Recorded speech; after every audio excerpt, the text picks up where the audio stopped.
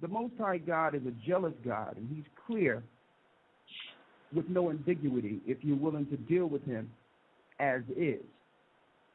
And he told Moses, tell the children of Israel, Heiser has sent you unto me. And I believe that this is my personal opinion here. I believe that if we just follow what the Most High told us instead of meaning of what he said, and just, I think that we will alleviate the deceptions that come with the injection of different gods from those who have deceit in their heart and looking to turn the records against the people. The record is good, but there's no doubt that the Masoretes who were set up were against the Most High God of the Hebrews. So that's the point that I just wanted to make. And there's some other historical things I want to go into, but that's the key point. So many people are arguing the name out there, which is utterly, I don't know what, it's almost insane to a degree when the Most High said his name. Why is everyone ignoring it for something else? Because it would be blasphemy. The answer is it would be blasphemy. Yeah, I am, can only be uttered by God himself, because it's the first person grammatically. I am. Can to you give me refer that to God, that says that, to look at God and say I am would be to take the name to yourself because it's the first person. What you just read heaps a lot on a simple feature of grammar. To refer to God in the third person requires Yahweh. It's the same verb. It's the same word. It's just a switch in grammatical person so that the writer and the speaker does not claim I am, because he's not God. Only one being can say I am. And by the way, the only person in the New Testament that says I am is who? Jesus. Okay, only those two individuals can use yeah and not commit blasphemy. Okay, that's point number one. And number two, because it's really based on grammar. Your first source, Makau, about the Pharisees injecting Yahweh into the text, that's completely bogus because the Dead Sea Scrolls predate the Pharisees as a sect, and the divine name in the Phoenician Hebrew characters occurs in the Dead Sea Scrolls. So that would mean Makau would have to have the Pharisees alive before there were Pharisees so they could doctor a text. It makes no sense at all. Regard to Metatron, there were Kabbalists and Freemasons and a whole number of people who used the term Metatron in an occultic sort of way of the God of Israel, but they also used it of Jesus. So if the use of Metatron somehow makes the God of Israel evil, then by the same logic, we would have to conclude that Jesus is evil.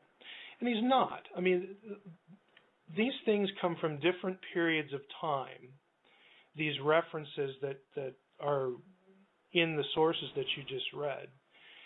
It's almost like the person who wrote them has no concept that which of these things goes before and after the other.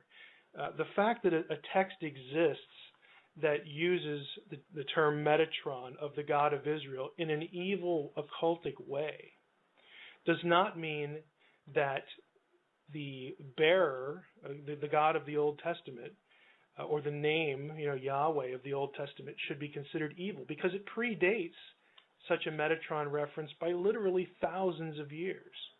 I mean, it just, the connections really are not coherent in the sources. But I think the fundamental issue, again, is I would never pray, yeah, I am, because I'm not.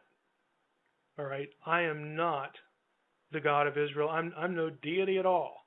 Okay, and so this is why in the Bible You only see Ehyeh when God is the speaker, because he has the right to say that. You see Yahweh, the third person grammatically, everywhere else when God is not the speaker. Again, it's grammar, and it's a protection. It's honorific. It's honoring God.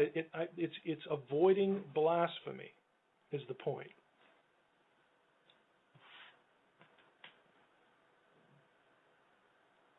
I don't know if we're still connected.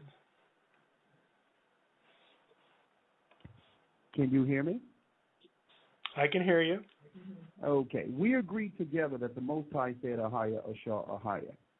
The point Yes, and that he's the only one who can say that. Okay. All right. Let me respond. Well, that renders the whole idea of Yahweh being some other deity or evil entity. That renders that whole idea completely false. Sir, I heard you clearly when you explained it the first time. The point that I'm trying to get you to understand that I need to know, according to scriptures, okay, you made a point to say that if someone else say or call on that name and pray to that God, that's sacrilege or some type of blasphemy. That is not what I said. No, I'm not going to let you hold up. Someone claims because you're misquoting me. I didn't say pray. Make your statement again. I didn't say praying to that deity. Make your statement again, because you said it twice.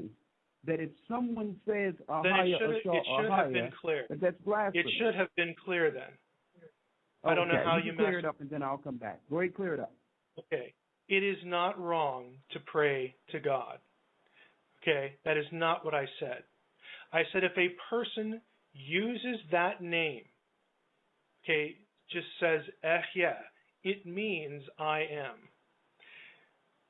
Only God has the right to use that name.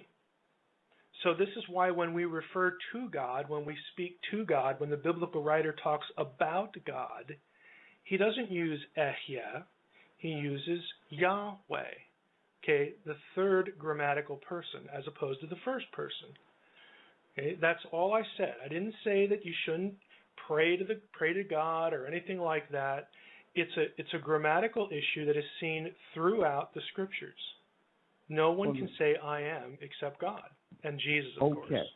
Well, this is the point that I'm glad, because it's the same thing. The bottom line is what I'm trying to ask you, sir, is where is it at in Scripture that says that if you say that name, it's blasphemy? Where's that in Scripture? There's no verse that says don't use the first person grammatically. It is a phenomenon. Okay, so where did you get that from? If you don't say it in Scripture, where did you get it from? Okay, let me finish the sentence. It is a phenomenon of the Scriptures themselves. It is just a fact that no speaker other than God himself uses Ehyeh, uses the first person, because it's inappropriate. Only I can call myself Mike Heiser. Sir, when I'm after you in specific and you answered that there's nothing that says that you can't use the name. Except the usage of the name in the Bible. So anything outside of that will be your own opinion or my own opinion or philosophy on why no one else have used the name.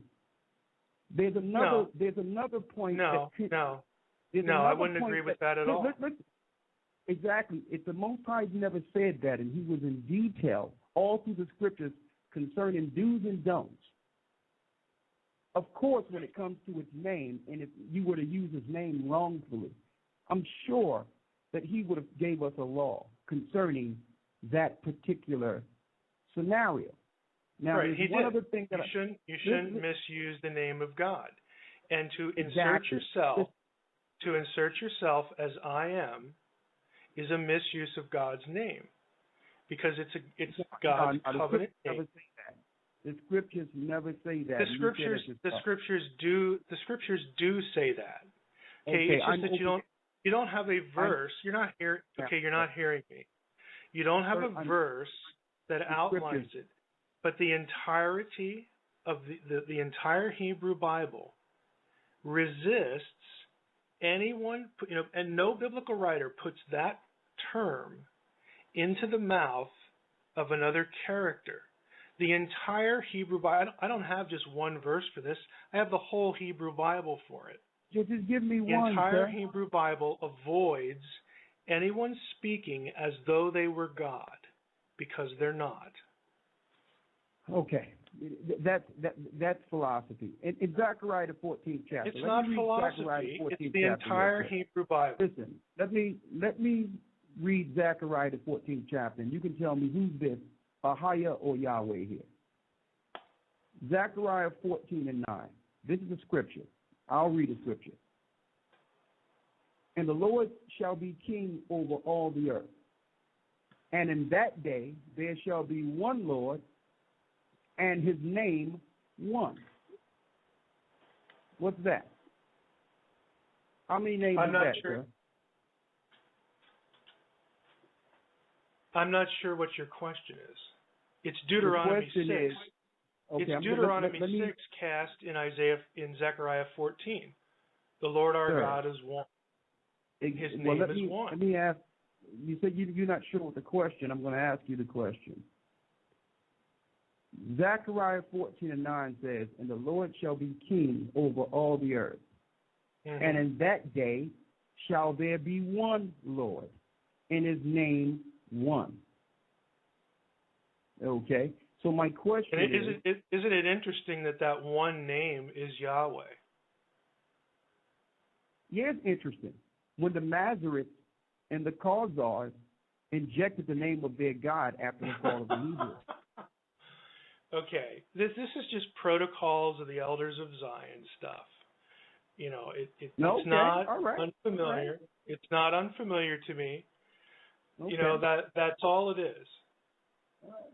And to get that argument, brother, I knew about this before there was any such. Before I found any record, I didn't read the Learned Elders of Zion until about 4 years ago. I've been in this understanding for about a decade, brother. It doesn't matter, because your audience, if you'll end up putting this on the air, your audience should read "The Lie That Wouldn't Die" by Hadassah ben Itto. And it is a complete, thorough analysis of the forgery of the protocols of the elders of Zion. It's a scholarly work. Yeah, and it's not the only. It's been known as a forgery since since almost literally. I'm sure it has been. Also, there's probably a forgery when it comes to the Khazarian conversion into Judaism. That really didn't happen either. Okay, not all events in history are interconnected and completely related. For Makau's source, for your source that you read, yes. Okay, the divine name of Yahweh is present in the oldest manuscripts we have before there were Pharisees. I mean, that's where you begin with all this. And it's demonstrably false. I don't think you do understand it. It's demonstrably false. I understand that. I have other sources outside of this. I was giving you a reference from that book. You have nothing as old as the Dead Sea Scrolls. Sir, I can go into the Dead Sea Scrolls with you, sir, and I can give you an explanation of why the Tetragrammaton is there. Tell me why the divine name occurs in the Dead Sea Scrolls. It's not divine. But I'm going to tell you why it's there, and I'm going to also tell me why YHWH. Okay. Tell me why YHWH occurs in the Dead Sea Scrolls. Okay, let me explain it to you. And I'm going to strictly I have about 4 minutes, so you're gonna have to hurry. Well, you're not going to get it in 4 minutes, though. You'll probably have to just come back or listen to the broadcast. Give me the 1 or 2 minutes. Give me the 1 or 2 sentence version. Okay, all right. I'll give it to you. All right, I'll give you what I can give you within 4 minutes, and then we can thank you for your participation this evening. The first reference I'm going to give you is in the Bible itself. Jeremiah, the 23rd chapter. All right. I'm at Jeremiah 23, and I'm going to read Jeremiah 27. It says, matter of fact, let me start at 26. How long shall this be in the heart of the prophets that prophesy lies? Yea, they are prophets of the deceit of their own heart, which think to cause my people to forget my name by their dreams, which they have every man to his neighbor, as their fathers have forgotten my name for Baal. So number one, we know that another term for Baal or Lord is the tetragrammaton when you break down the Hebrew. Also, no, it's not. In verse 27, yes, the divine name does not occur in the verse that you just read. So the connection you're making does not have a scriptural basis. Well, sir, let me throw something even older at you. Sir, you asked me to explain it. You got to let me explain it because I'm not done here. Now, if you got 4 minutes, then I'm going to give it to you in a short term of 4 minutes. If you can listen throughout the whole answer to this, and then you can spare us a few more moments. I actually can't. Okay. There's one other thing that if you want to let your listeners at some actual data, the Dead Sea Scrolls are not the oldest reference to Yahweh as a name. Yahweh occurs in the Egyptian Shasu texts. Okay, again, places in the land of Canaan. Again, this is not what the protocols are trying to say. They can say, I mean, it's a free world. I mean, you can say what you want to say. That's one issue. But when they're trying to inject this idea into ancient material and say that the Pharisees came up with this, it's just demonstrably wrong. Even the Egyptian text. It was before the Pharisees, sir. Sir, it was before the Pharisees. When Antiochus Epiphanes went into Jerusalem and took down the people. The Shasu texts predate Antiochus. So it was way before the Dead Sea Scrolls that the Gentiles had their hands in the Hebrew record. Okay, I need to sign off. This is okay. Well, thanks for your time. Bless you and thank you for coming. Thank you. Have a great evening.